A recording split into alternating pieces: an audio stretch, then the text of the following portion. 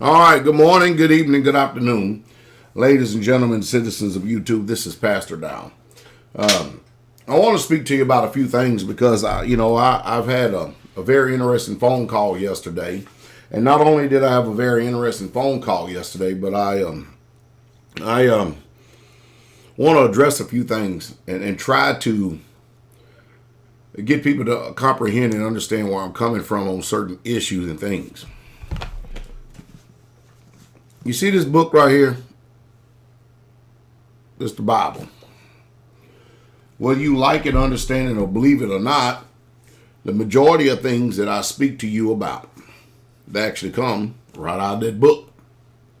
And for instance, all my understanding and comprehension concerning what the Bible calls the self, silver. It all comes from the book, Sound Money. That's where I actually learned about economics. It's from this book right here. I learned economics from being a student of what this word says. I'm going to say something very important right here. Not because I read some novels by some economists or the system that is in front of us today, what they tell us about what economics or money or the economy is. No, I got it all from this book right here. This best-selling book in the universe that everybody seems to say. Well, they say that they carry it, but the problem is that they just don't read it. And it's hard to have your life governed by, guess what defines morality? The state doesn't define morality. This defines morality. And what we have is we have a bunch of people going to church but are ignorant of what this word says. Now, they know what the preacher says. And they know what their religion says, but they don't know what Yah says. That's the problem. I just got finished making a video. And, of course, I don't know how they come across my email. They must go to my website and everything. But Jezebels are coming out behind the scenes in full force because most of them probably been banned and blocked because, they just don't know how to show honor and respect. The only women that actually get upset with my videos are those who are, let me go back to this again, who are contrary to what this says, to what this word says. It's obvious when you come to my channel. It says, Pastor Dowell. What do you think the perspective I'm going to be speaking to you from? Now, see, the problem we have in this world today is anytime our feelings get hurt, our emotions get challenged, we want to immediately start an emotional tirade, and we immediately want to draw other people in to get them on our side because our feelings are hurt, we're emotionally disturbed, and then we want to make Pastor Dow the enemy. When all you have to do is, if you are a believer in this book. Now, if you're not a believer in this book, then this video is not for you. But if you are a believer in this book, then you don't have a problem with me. You think you have a problem with me. You actually have a problem with the creator of the universe. And that's the reason why I openly challenge preachers, teachers, theological seminaries, professors, graduates from seminaries. I challenge them all concerning things that I speak on. Now, I'm pretty well-rounded concerning what this book says. And so when I speak on certain things, I'm giving you the perspective that's coming from the book. I'm just not saying John 3:16, Deuteronomy 7:8. You understand what I mean? I'm just not doing it. I'm speaking what the word says. Proverbs 6:16. But I am speaking what the word says. Because that's how people talk in our day, back in the day. They did not carry around Bibles. We carry around Bibles and we still don't know what it's in because we don't want the creator of the universe to have any influence whatsoever at all on our pathetic lives. And our lives are pathetic without him. I've lived in this life without Yah. And I have been living in this life with Yah. And I think that after comprehending and understanding and immersing myself and soaking myself in that script, in those scriptures right there, I know the difference between light and darkness. I know the difference between good and wrong. I know the difference between bad and evil. Evil and good. I know the difference that a lot of people just refuse to draw conclusions from. I can give you plenty of narratives about many, many things. But you have to comprehend and understand. You don't have to. You don't want to. It's your prerogative. After all, you will exercise your American mindset any given time you want. But I want you to understand this. You have a right to disagree with what I say. I have a right to disagree with what you say. There's a reason why it's called social media. There's a reason why that this is on a public platform. But if you come here and I anger you, and I don't mind telling you, I am not the kind of speaker that you would invite to a keynote address. No, you won't. But if you want the people to know the truth and hear the truth, then you would invite me. And even at that, many people are not coming. They're not coming, especially when they find out who's speaking. Because most people in this generation is just simply not interested in what the creator universe has to say, because that's where I'm going to speak from. I'm going to speak from his order and his perspective, and not your societal norms, not your civil morality, and not from the laws of this land. I'm sorry, I just don't do that. You know, there's another thing you need to understand too and comprehend. Did you know that almost every single man of Yah, let me say it like you used to hearing it, almost every single man of God in these scriptures right here, almost every single one of them was thrown in jail, incarcerated, persecuted by the people. And the one thing they could not do was lay sin to their charge. If there was anyone that could have had sin laid to his charge, it probably could have been Moses, because he killed an Egyptian. But the father did not lay that sin to Moses' charge because he was defending one of his own brother. But Moses, jailbird. I'm really. Jeremiah, jailbird. I'd go on all day long about the prophets that spend time in jail. Daniel, jailbird. Shadrach, Meshach, and Abednego, jailbird. Jesus, jailbird. Peter, jailbird. Paul, jailbird. So don't get it wrong. Being thrown in jail is not a negative connotation, nor is it evil. It's just that there is a battle between good and evil, light and darkness. And it depends on what side you're on, because see, the truth is, whoever you fear is who you serve. And you're going to be able to tell who you fear by the way that you live your life. I'm not angry at women at all. We have a lot of beautiful sisters in the ministry. As a matter of fact, what is tonight? Tonight is what is tonight? Is this the third? Yep, Thursday. Tonight is Thursday night. Thursday night at, you want to hear beautiful sisters, 6 p.m. Central Standard Time. Sister Ashley and Sister Jennifer, they have a broadcast. It's on our network. It's called Sister to Sister. And it's mostly sisters helping sisters along in his life. Be it family, be it husband, family, home, dealing with issues in your life, cooking, gardening, or just sanctification of the whole entire person. They speak about it. Both of them are highly intelligent women. As a matter of fact, many of you in the world, you could receive them for what they say, because they both have college degrees. At least that's what I remember. I could be wrong, but I know for sure that Ashley has a degree. And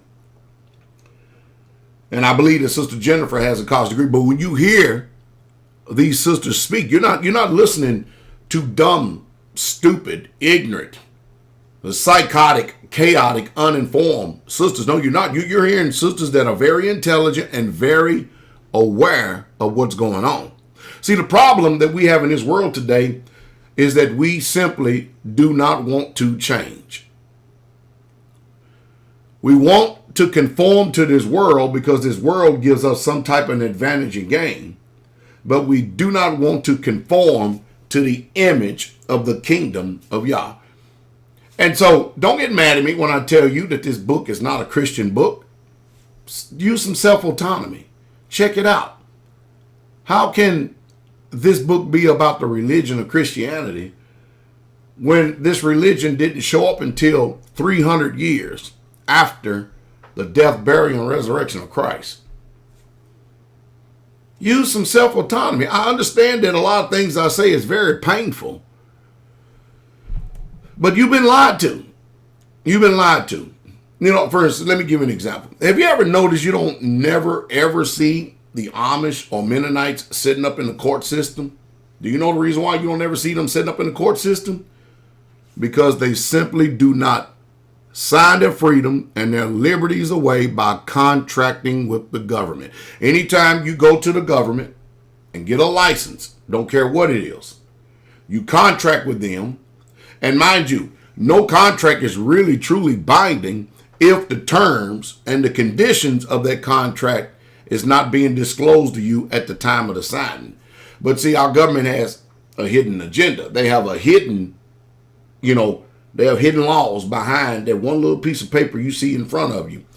So anytime that you choose, be it ignorantly or not, to contract with them, you bind yourself. You remove yourself from, look at this, the protection of the Constitution of the United States of America, and you actually sign yourself away to the corporation of the United States of America. Now, I just said all that just to try to put a defibrillator on your mind to try to at least get you to think, because number one, I'm not against women, but I am against unruly women who have a loud mouth, who talk back, and who do not obey their husbands. That's right. You get I would not give you any place whatsoever at all. And you know what?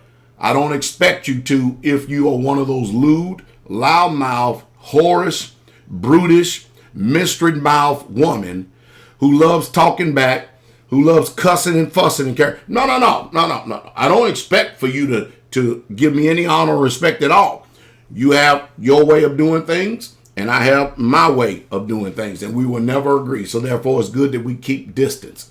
Is that not honorable? But you won't see me run around here chasing down every single Jezebel. No, you won't. And man, there's no need in crying over spilt milk when you're giving your strength to a woman. You should never, ever do that. You should have never done that. But if you have, what am I to do about it? I'm not the one that gave my strength to a woman, and neither will I do it either. Am I saying something negative, or am I saying something positive? Because the truth is, when a woman really truly meets a strong man that will cover her, protect her, food, clothing, conjugal rights, when she comprehends that and gets that, and she really truly sees it, she has a blessing. She has the security of a life. Because money doesn't buy you happiness, and money doesn't build a home. Love does. And love is not giving over to every feeling and emotion. Love is not, agreeing with everything that the woman says. No, that's not love. And our environment right in front of us all across this world is changing quickly. It's changing very, very fastly. But if I anger you, let me go back to what I said earlier, chances are, out of every 100 people that gets mad and upset with me, maybe about 10 will be so angry to set out to go prove me wrong, only come to find out that what I was saying was true. That's why it's called a University of Painful Truth. And then they'll conform to his image, because it's not my truth. I'm just a representative of this truth. I've been called for this truth. The same passion that I had when I was a soldier, the same passion that I had whatever I put my hands to in my life is the same passion that I put forth in ministry. You may not agree with it, but that's your prerogative, and I support your right to disagree. There's nothing wrong with being intelligently, objectively disagreeable, as long as it's done in honor. Because I won't get on here and dishonor you. For instance, when I'm talking about a rebellious woman, and a Jezebel woman, a schizophrenic woman, a foul-mouthed, nasty hyena of a woman. Does that offend you? All I did was said woman. I didn't call you by name. I did not call you by name. When I talk about you weak, sorry, spineless, Ahab, cockroach of men, you're not even men. You're nothing more than just a male who have men genitals, and that's it. But you really, truly are not a man at all. You're emasculated. You're soft. You're sorry, and you're not even worth the ground that you even walk on. Now, did I call your name personally? No, I said men. See, if the shoe fit, wear it. But if you get emotionally disturbed by what I said, tell me my wrong. Show me my wrong. And if I'm wrong, I will repent and I will turn from it. But however, if I'm speaking right, you got problems. You got some serious problems. And there's a lot of change that needs to take place and happen. But it's a sad situation what we find ourselves in today. And today we are, the Bible says, who is a wise man among you and is endued with knowledge? Let him show out of a good conversation. In other words, if you have a wise man among you, you pay attention, conversation meaning lifestyle and everything, considering his words, his works, everything else, chances are you're going to save yourself from a lot of heartache, pain, and trouble if you choose to listen to that wise man. You only know if he's wise if you follow the instructions that he's given, and then you see the changes, the positive changes in your life. If you don't follow the instructions, it's like I used to have people, women, they would come here and they would say, well, I got deliverance from Jezebel. They'll go up and cough a few times stuff. Well, I'm delivered, set free. But they keep the same attitude and keep the same spirit, and they never have changed. What they did was they deceived themselves into believing that they met conditions, but the conditions that they met is what they put forth, not what the Most High put forth. So they deceived themselves that they met the conditions, and they believe that they have, while they changed nothing, kept the same attitude, same foul spirit, the whole 9 yards, and it wasn't too long before their spirit actually took them away. Let me tell you something. Satan is playing hardball, and he's after your soul. And this war, this walk, this life is not for the faint-hearted. It really, truly isn't. You can live life every single day and do like people go back all the time. But I wouldn't advise you to go back. I just wouldn't do it. But that's up to you. That's your prerogative. You have one life to live. I do as well. And whatever we do is going to echo throughout all of eternity. I can only hope that you made good, sound, rational choices and decisions. Because if I'm wrong, then I'm going to have hell to pay. But if I'm right, you're in trouble. And when it's all over with and said and done, we're all going to be judged. Every single one of us. And none of us is going to escape it. And that is the truth. But if you get the revelation of who I'm speaking about and who I represent and who sent me, then you would be able to comprehend and understand very, very well why I speak the way I do. It's because of my passion for eternal life. I thank Yah that my name is written down in the Lamb's Book of Life. I do not expect this world to love me. I expect them to hate me and reject me, and I do receive it as such. I expect to be, false brothers to bear false witness.